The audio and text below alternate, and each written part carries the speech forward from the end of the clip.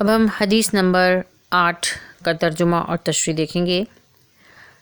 اور واشی والمرتشی فی النار، ترجمہ: رشوت دینے والا اور رشوت لینے والا دونوں آگ میں ہیں۔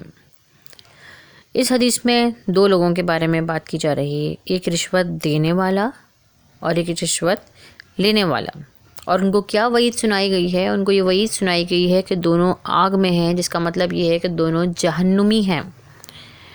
کیوں جہنمی ہیں؟ کیونکہ دیکھیں، اسلام جو ہے اس نے مسلمانوں کو ایک دوسرے کے حقوق کا احترام کرنا سکھایا ہے، اور یہ کہا ہے کہ ایک دوسرے کا حق نہ مارو، ایک دوسرے کے ساتھ عدل کرو، اس کے ساتھ انصاف کرو، اور کسی معاشرے میں لوگوں کو انصاف کی فراہمی اور ان کے جائز حقوق کی فراہمی بہت ضروری ہے۔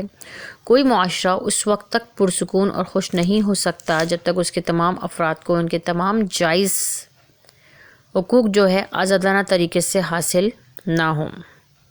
لیکن جب کسی معاشرے میں عیش پرستی کا رجحان بڑھ جاتا ہے اور لوگ ایک دوسرے کا احترام کرنا چھوڑ دیتے ہیں، اور ہر شعبے میں مقابلے کا رجحان بہت بڑھ جاتا ہے، اور تو پھر ایسے لوگ جو کسی خاص مرتبے پر فائز ہوتے ہیں اور کسی کام کو کرنے کی اہلیت رکھتے ہیں، وہ اپنی خواہشات کو ناجائز طریقے سے پورا کرنے کے لیے کوئی راہ نکال لیتے ہیں، اور بالکل ویسے ہی جن کے پاس دولت یا سرمایہ ہوتا ہے وہ اس کے بلبوتے پر ان لوگوں کا جو کسی خاص عہدے پر فائز ہوتے ہیں ان کو کسی لالچ دیتے ہیں، کسی انعام کا لالچ دیتے ہیں، یا وہ کسی بھی صورت میں ان کو روپیہ پیسہ دیتے ہیں، چاہے وہ تحفے کی صورت میں ہو، چاہے کسی کیش کی صورت میں ہو، تو وہ کیا ہوتا ہے کہ پھر وہ دونوں مل کر معاشرے کی بربادی کا باعث بن جاتے ہیں۔ یعنی کہ اپنے جو دولت ہے اس کو ناجائز کاموں میں خرچ کر لیتے ہیں۔ کس لحاظ سے خرچ کر لیتے ہیں؟ کہ دوسروں کے حقوق کو پامال کر دیتے ہیں، اپنے بارے میں سوچتے ہیں، ٹھیک ہے، دوسروں کو یعنی کہ دوسروں کے ساتھ عدل و انصاف کا معاملہ جو ہے وہ ختم کر دیتے ہیں، وہ صرف خود غرض ہو جاتے ہیں، اور وہ صرف یہ سوچتے ہیں کہ ہم سب کچھ حاصل کر لیں، اور اس طرح کیا ہو جاتا ہے، جو غریب طبقہ ہے اس کو اس کے حقوق نہیں مل پاتے، اور جو امیر طبقہ ہے وہ اپنی دولت کا سہارا لے کر بڑے سے بڑے مرتبہ اور عہدہ حاصل کر لیتا ہے۔ لیکن وہ دنیا میں تو یہ مرتبہ حاصل کر لے گا، لیکن آخرت میں اللہ تعالیٰ نے اس کے لیے کیا وعید رکھی ہے؟ اور یہاں تک کہ حدیث میں کہا گیا ہے کہ وہ دونوں لوگ جو رشوت لے رہے ہیں اور جو رشوت دے رہے ہیں دونوں جہنمی ہیں، ٹھیک ہے۔ کیونکہ اس سے کیا ہوتا ہے کہ رشوت جو ہے وہ کسی معاشرے میں معاشرتی بگاڑ اور ظلم کی ایک نہایت خراب صورتحال ہے۔ جس معاشرے میں انسانوں کے جائز حقوق کی راہ میں ظالم اہلکاروں کے ناجائز مطالبے حائل ہو جائیں، وہاں سکون بھلا کسی طرح قائم نہیں رہ سکتا۔ اس لیے رشوت دینے والا اور رشوت لینے والا دونوں ہی کے متعلق رسول اللہ صلی اللہ علیہ وآلہ وسلم نے ارشاد فرمایا ہے کہ وہ جہنم کی آگ کا ایندھن ہے، ٹھیک ہے۔ اب رشوت جو ہے اس کے نقصانات کیا کیا ہوتے ہیں؟ رشوت کا سب سے بڑا نقصان تو یہ ہے کہ کسی کی جو ہے وہ حق تلفی ہوتی ہے، ظلم اور زیادتی جنم لیتی ہے، معاشرے کا نظم و نسق نااہل لوگوں کے ہاتھ میں آ جاتا ہے، اور مجرم جو ہے وہ بچ جاتے ہیں اور بے گناہوں کو سزا مل جاتی ہے۔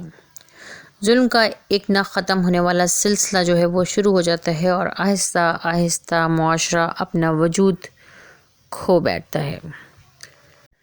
کسی نے سچ ہی کہا ہے کہ ملک کفر سے قائم رہ سکتا ہے مگر ظلم سے قائم نہیں رہ سکتا۔ اس کے بعد رشوت ستانی سے معاشرتی طور پر جو اخلاقی برائیاں پیدا ہوتی ہیں، اور اس کے اللہ اور اس کے رسول صلی اللہ علیہ وسلم کے احکامات کی جو خلاف ورزیاں ہوتی ہیں وہ کون کون سی ہیں؟ کہ سب سے پہلا تو یہ ہے کہ قانون کے احترام کا فقدان ہو جاتا ہے، معاشرے میں عدل و انصاف کا فقدان ہو جاتا ہے، یعنی اس معاشرے سے عدل اور انصاف ختم ہو جاتا ہے، حرام اور حلال میں تمیز کا فقدان ہو جاتا ہے، یعنی لوگوں کو حرام کی اور حلال میں کوئی تمیز باقی نہیں رہتی، اور دولت جو ہے اس کا چند ہاتھوں میں ہی ارتکاز ہوتا رہتا ہے، یعنی امیروں سے نکلتی ہے اور امیروں کے پاس ہی پہنچ جاتی ہے۔ اور سب سے بڑھ کر اللہ اور اس کے رسول صلی اللہ علیہ وآلہ وسلم کی ناراضگی اور عذاب کی وعید۔ ہمارا معاشرہ اس وقت جن اخلاقی بیماریوں میں گھرا ہوا ہے ان میں رشوت ستانی سر فہرست ہے۔ اگر ہم غور کریں تو رشوت تو عام ہے، اور اس ایک برائی میں بے شمار برائیاں موجود ہیں۔ جس قوم میں رشوت کی لعنت ہوتی ہے وہ قوم کبھی ترقی نہیں کر سکتی۔ انصاف ہر انسان کا حق ہے، اور جس معاشرے میں فرد کو اس کے حقوق نہ ملیں، وہ معاشرہ کس طرح ایک اسلامی معاشرہ ہو سکتا ہے، وہ کس طرح ایک مثالی معاشرہ ہو سکتا ہے؟ کیونکہ اسلام تو ہمیں سکھاتا ہے کہ بڑے چھوٹے امیر غریب سب جو ہے وہ برابر ہیں، ان میں کوئی امتیاز نہیں ہے، اور سب کے لیے ایک ہی طرح کے احکامات ہیں، سب کے لیے یکساں ہیں۔ ہمارا اسلام ہمیں اخوت سکھاتا ہے، برابری سکھاتا ہے، عدل سکھاتا ہے، انصاف سکھاتا ہے۔ اگر ہم غور کریں تو رشوت کی استعمال سے یا رشوت کے معاشرے میں عام ہونے سے اخوت نہیں رہتی، مساوات نہیں رہتی، عدل ختم ہو جاتا ہے، جو انصاف ہے وہ ختم ہو جاتا ہے۔ تو پھر کیا ہوتا ہے کہ یہ تمام معاشرہ جو ہے پھر وہ معاشرہ اسلامی معاشرہ نہیں رہتا۔ اگر کسی معاشرے میں ناجائز کام کے لیے رشوت دی جائے یا بے ایمان لوگ کسی کا جائز کام کرنے کے لیے رشوت طلب کریں تو کیا وہ اسلامی معاشرہ ہو سکتا ہے؟